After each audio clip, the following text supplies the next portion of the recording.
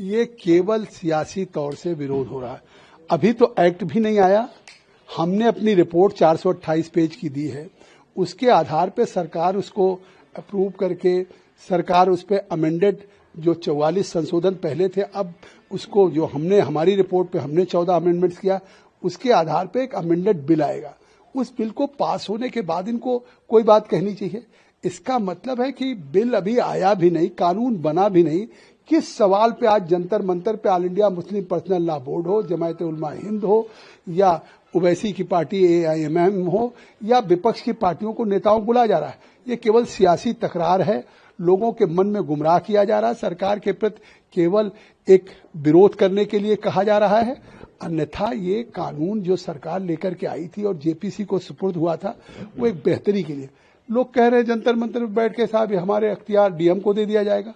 कहीं नहीं DM को। अगर कोई डिस्प्यूट होगा वक्फ की प्रॉपर्टी के साथ और किसी का चाहे किसी सरकार के साथ या किसी और के साथ, अब DM को अधिकार नहीं होगा। DM से ऊपर चाहे कोई राज्य सरकार का सेक्रेटरी होगा, कमिश्नर होगा, और यहां तक कि ट्रिब्यूनल में अगर कोई एग्रीव्ड है तो उसको हाईकोर्ट सुप्रीम कोर्ट जाने का उसको अवसर मिलेगा। और बेहतर कानून बनाया जा रहा है। इसके बाद भी मुझे तो आश्चर्य है कि किसी एक सवाल को तो बता दें कि इस हमारी रिपोर्ट में उनके हितों पे कुठाराघात होगा, या हमने ऐसा कोई प्राविधान किया है जिसपे वो सवाल उठा करके देश को गुमराह कर रहे हैं कि साहब मस्जिद और खानका कब्रिस्तान ये चली जाएंगी। ये केवल देश को झूठ फैलाना है। जी सब वक्त प्रॉपर्टी को लेकिन वो लोग इनसिक्योर हैं। उनका कहना है कि हमारी जमीनों को जबरदस्ती छीना जा रहा है, और खासकर जो है हमारी जो रिलीजियस प्लेसेस हैं उनको छेड़ा जा रहा है। और साथ ही ये भी है कि किस तरह से हम लोग को जो है दबाया जा रहा है। और उन्होंने बोला अगर हमारी मांगे नहीं पूरी होती हैं तो शाहीन बाग या जो और प्रोटेस्ट हुई है CAA को लेकर, इस तरह की प्रोटेस्ट की जाएगी। देखिए, वक्फ की जमीनों को कोई छीनने नहीं जा रहा है। वक्फ की जमीन को तो अगर कहीं खुर्द-बुर्द किया जा रहा है, बेचा जा रहा है, तो उनके मुतवल्लियों के द्वारा। क्या कहीं सरकार ने वक्फ की जमीन को बेचा है? किसी हिंदू ने बेचा है? अगर कहीं भी कोई खुर्द-बुर्द हो रहा है, कोई अगर उसको डिस्पोज किया जा रहा है, तो वही मुतवल्ली, वही केयरटेकर, वैसी वक्फ बोर्ड से जुड़े हुए लोग हैं। आज ये अगर अमेंडमेंट आ रहा है तो इस बेहतरी के लिए आ रहा है कि अब वक्फ की प्रॉपर्टी को कोई बेच नहीं पाएगा।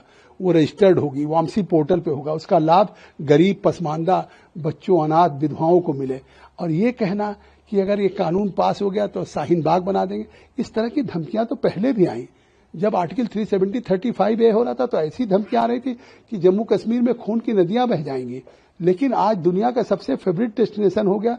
जब गृह मंत्री जी लेकर के सदन में आए थे और पास हुआ मोदी जी के नेतृत्व में, आपने देखा कि 3 तलाक था, उस समय भी इसी तरह जंतर मंतर पे विरोध हो रहा था। यही लोग थे। और आज अल्पसंख्यक महिलाएं आज उसका किस तरीके से सिक्योर हुई हैं। तो जिस तरह से महिलाओं के उनकी जिंदगी को, हक हकूक को सिक्योर किया गया, अब वक्फ की प्रॉपर्टी को भी सिक्योर करेगी सरकार।